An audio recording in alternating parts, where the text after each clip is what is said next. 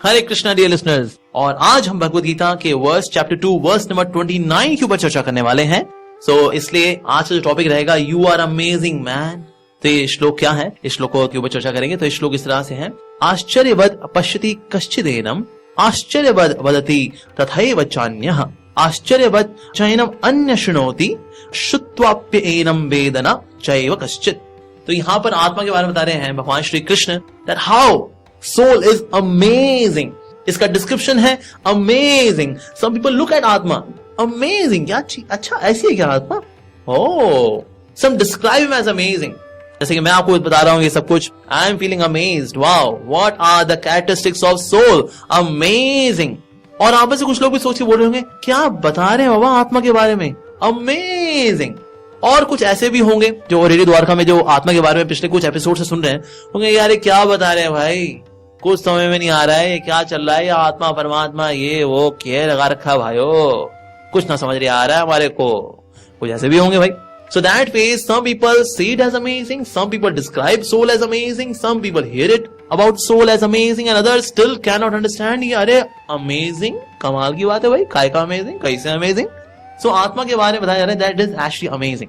अब ये हमारे लिए amazing क्यों है, हमको ये amazing क्यों लग रही है? क्योंकि हमने अब तक जो जिंदगी जी है वो हमने अपने आप को शरीर मानते हुए जी है, और जो शरीर का स्वभाव है ये आत्मा के बिल्कुल अपोजिट है। जैसे आत्मा जो है वो सत है, इटर्नल है, एवर एग्जिस्टिंग, कि कोई भी नष्ट नहीं होती, शरीर नष्ट होता है भाई। जो आत्मा है उसमें ज्ञान है, शरीर कोई ज्ञान नहीं है भाई इसके अंदर, नो ज्ञान। जो आत्मा है उसके अंदर आनंद है, सत चित आनंद है इसके अंदर। शरीर कोई आनंद नहीं है इसके अंदर, male body female body, no आनंद, there is no pleasure in the body. तो इसीलिए जो बॉडी है इसका जो स्वभाव है ये आत्मा से बिल्कुल अलग है। इसीलिए how we feel amazed when we hear about the soul. तो बॉडी है, it undergoes birth, old age, disease and death. So body B-O-D-Y, B for birth, O for old age, D for disease and Y for यमदूता यानी कि death। लेकिन आत्मा के साथ ये body phenomena नहीं है। जो आत्मा है ये तो अजन्मी है, और ये कभी बूढ़ी नहीं होती, ना इसको कोई बीमारी आती है, ना इसकी मृत्यु होती है। सो इसीलिए जब आत्मा के बारे में बताया जाता है तो अक्सर लोग कनेक्ट नहीं करते, reason being they were thinking of themselves as body. Even in English language we call each other as body. How is everybody? Is somebody there? Is anybody waiting for me? Anybody, you body, everybody, a body, anybody, a body, body body body body body body. Gym भी बने हुए हैं तो सिर्फ body के लिए। There is no gymnasium for the soul. पूरे द्वारका में या दिल्ली एनसीआर में देखें, there is gymnasium for the soul, there is no gymnasium for the soul. Why? Because we think ourselves to be body, और खुद को बॉडी मानते हुए ही हम जिंदगी बिताते हैं। So that means when we hear about soul we say amazing, अबे दिस इज अमेजिंग। हालांकि आत्मा के बारे में once we start realising about it we feel that यार एक्चुअली इसमें कोई अमेजिंग वाली बात नहीं है, this is what we are. Like long time back when I was a kid, when at that time I saw one movie, और इस movie के अंदर था that there was one alien who came to earth, और ये जब अर्थ पे आया एलियन तो वो यहाँ पर मनुष्य की तरह रहने लगा और इंसान की तरह रहने लगा। तो एक दिन क्या हुआ, उसके प्लेनेट से लोग आए और इसको उठा करके वापस अपने उसे खुद के प्लेनेट में ले गए। अब वहां पर जो प्लेनेट था, इस प्लेनेट में लोगों के पास सिद्धियां थी, पावर्स थी, और ये बहुत ही अलग किस्म के लोग थे, दे वर वेरी पावरफुल पीपल।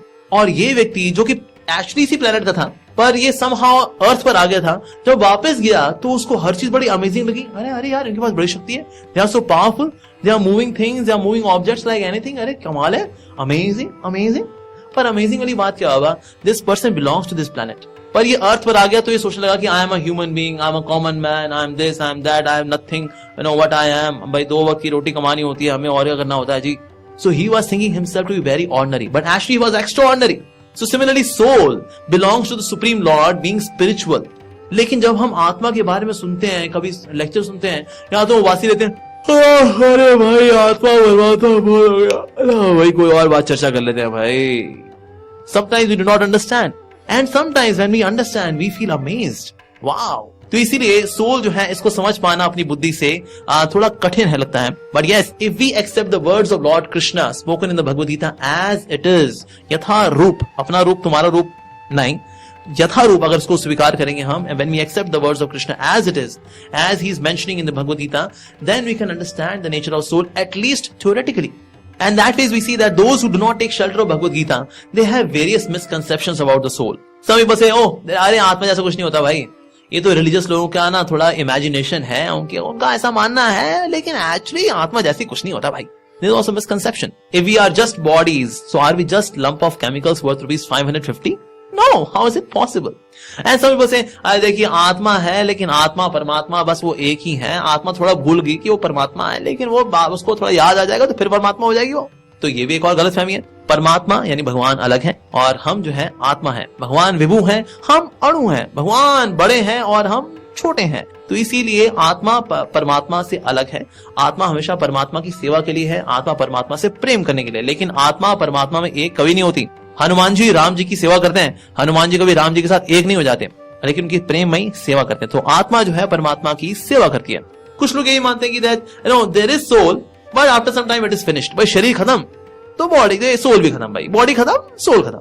लेकिन सोल जो है वो कभी खत्म नहीं होती. Soul is always eternal and it is ever existing. और इसकी कोई बिगिनिंग नहीं है, कोई एंड नहीं है, ना उसे बुढ़ापा है, ना बीमारी है. It is beautiful spark of joy and love and service to God and humanity. So that way soul is that.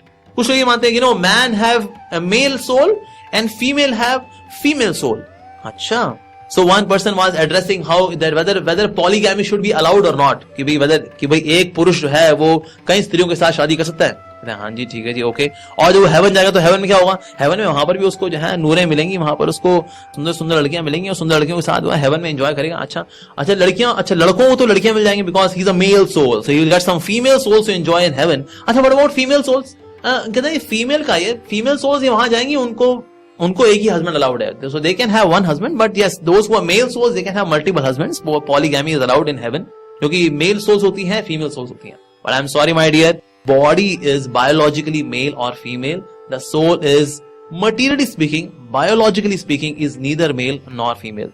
It is an energy of God, and God is energetic. We are energy, and energy is meant to serve the energetic. हम शक्ति हैं और भगवान शक्तिमान है. और जो energy है, शक्ति है, वो शक्तिमान की सेवा करने के लिए है, उनसे प्रेम करने के लिए है, उनकी इच्छाओं में उनका सहयोग देने के लिए है. और इस तरह से जो शक्ति है यानी आत्मा, ये शक्तिमान यानी भगवान के साथ, कृष्ण के साथ हमेशा खुश रह सकती है. So there are misconceptions about the soul. Reason being, we have never lived our life thinking and knowing and realizing that we are the soul. And that's why some people describe it as amazing, some people look at it as amazing, some people hear about the soul as amazing, and some people do not understand about the soul at all. But actually soul is amazing. Why? Because the soul is coming from supremely amazing personality, that is Supreme Lord Krishna. Amazing description of the amazing soul which is coming from amazing Supreme Lord Krishna. Thank you all very much. Hare Krishna.